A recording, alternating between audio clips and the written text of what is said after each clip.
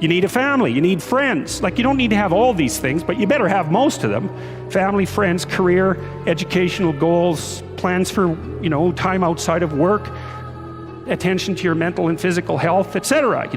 That's what life is about. And if you don't have any of those things, well, then all you've got left is misery and suffering. So that's a bad deal for you. So, number one, specify your damn goals.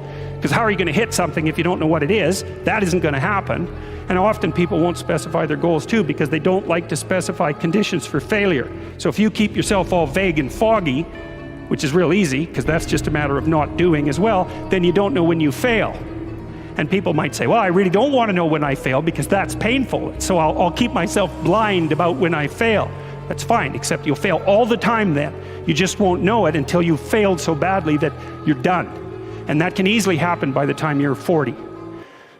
So I would recommend that you don't let that happen. So that's willful blindness, right? You could have known, but you chose not to. Okay, so once you get your goal structure set up, you think, okay, if I could have this life, looks like that might be worth living, despite the fact that it's going to be, anxiety provoking and threatening, and there's going to be some suffering and loss involved and all of that. Obviously, the goal is to have a vision for your life such that all things considered, that justifies your effort. Okay, so then what do? Well, then you turn down to the micro routines. It's like, okay, well, this is what I'm aiming for. How does that instantiate itself day to day, week to week, month to month? And that's where something like a schedule can be unbelievably useful. Google Calendar. It's like, make a damn schedule and stick to it. Okay, so what's the rule with the schedule? It's not a bloody prison. That's the first thing that people do wrong. They say, well, I don't like to follow a schedule. It's like, well, what kind of schedule are you setting up? Well, I have to do this, then I have to do this, then I have to do this, and then I just go play video games because who wants to do all these things that I have to do? It's like, wrong. Set the damn schedule up so that you have the day you want. That's the trick. It's like, okay, I've got tomorrow. If I was going to set it up so it was the best possible day I could have, practically speaking, what would it look like?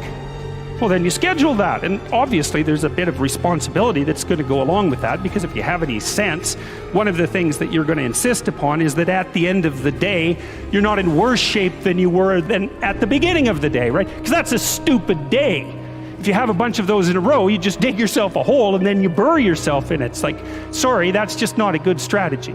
It's a bad strategy. So maybe 20% of your day has to be responsibility and obligation, or maybe it's more than that, depending on how far behind you are. But even that, you can ask yourself, okay, well, I've got these responsibilities. I have to schedule the damn things in. What's the right ratio of responsibility to reward? And you can ask yourself that just like you'd negotiate with someone who is working for you. So I want you to work tomorrow. And you might say, okay, well, what are you going to do for me that makes it likely that I'll work for you? Well, you could ask yourself that, So maybe you do an hour of responsibility and then you play a video game for 15 minutes. I don't know, whatever turns your crank, man. But, you have to negotiate with yourself and not tyrannize yourself. Like you're negotiating with someone that you care for, that you would like to be productive and have a good life. And that's how you make the schedule. It's like, and then you look at the day and you think, well, if I had that day, that'd be good. Great. And you're useless and horrible, so you'll probably only hit it with about 70% accuracy, but that beats the hell out of 0, right? And if you hit it even with 50% accuracy, another rule is, well, aim for 51% the next week, or 50.5% for God's sake, because you're going to hit that position where things start to loop back positively and spiral you upward. So that's one way that you can work on your conscientiousness, is plan a life you'd like to have. And you do that partly by referring to social norms. That's more or less rescuing your father from the belly of the whale. But the other way you do that is by having a little conversation with yourself about, as if you don't really know who you are, because you know what you're like. You won't do what you're told. You won't do what you tell yourself to do. You must have noticed that. It's like you're a bad employee and a worse boss, and both of those work for you. You don't know what you want to do, and then when you tell yourself what to do, you don't do it anyways. But, my point is that you have to understand that you're not your own servant, so to speak. You're someone that you have to negotiate with. And you're someone that you want to present the opportunity of having a good life too. And that's hard for people because they don't like themselves very much. They're always like cracking the whip and then procrastinating, and cracking the whip and then procrastinating. And it's like, God, it's so boring and such a pathetic way of spending your time. And you know what that's like because you probably waste like 6 hours a day.